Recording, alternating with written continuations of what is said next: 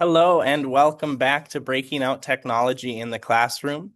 I am Brady Bain, and I am here to talk to you about how communication barriers shape the world of media, shape the world of communication, and creating media in a world of communication barriers. So really our first question today before we even get started ought to be, how do communication barriers shape the way media is created, interpreted, and misunderstood?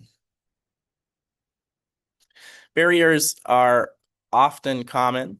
They can continue to be an issue when having any type of communication in today's day and age.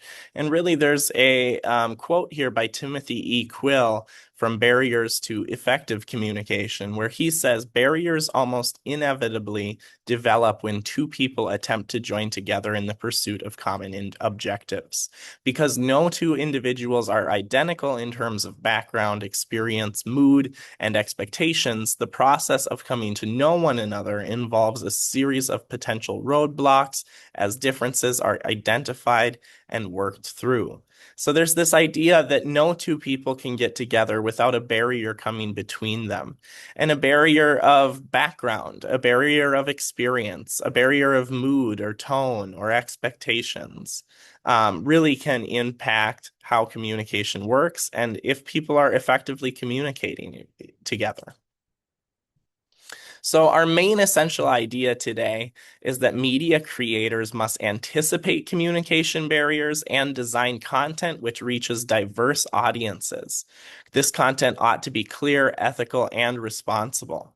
When we're looking at language barriers, cultural barriers, political differences, emotional triggers, generational gaps, echo chambers, literacy levels, and tone misinterpretation, we're asking ourselves, uh, how can media anticipate these barriers and break through these walls?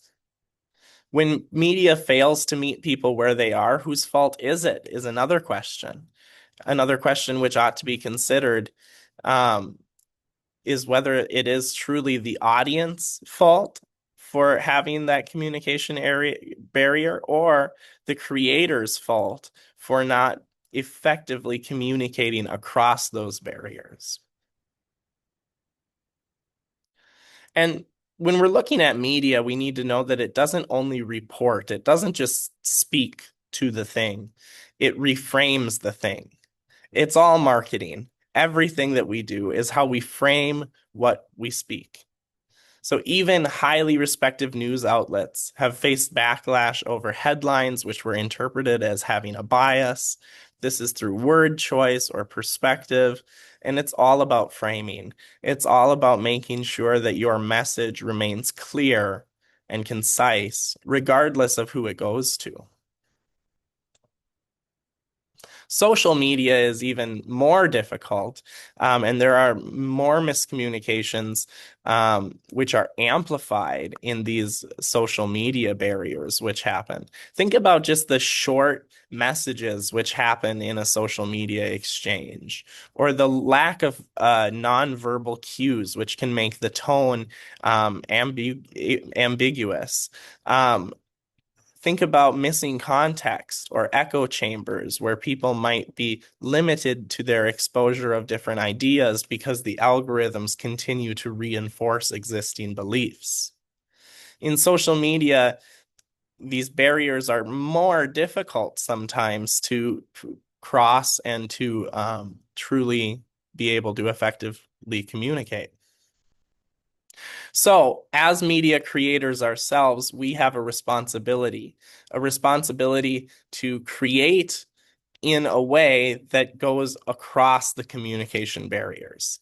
We might be able to understand and focus on questions like who might misunderstand this and how can we bridge that gap?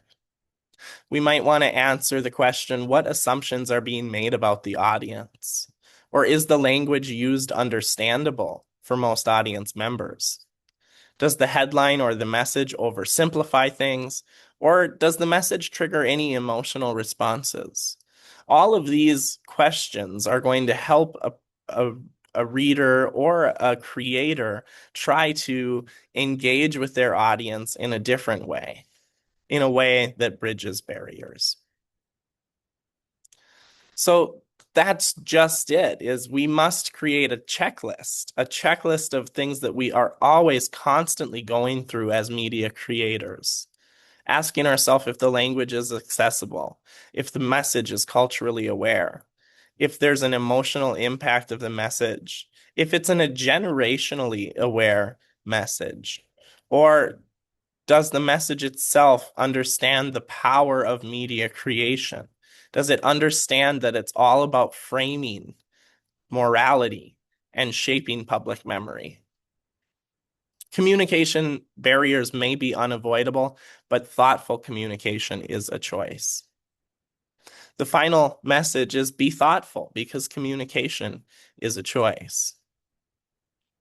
Thank you so much for listening, and I hope you have a beautiful day.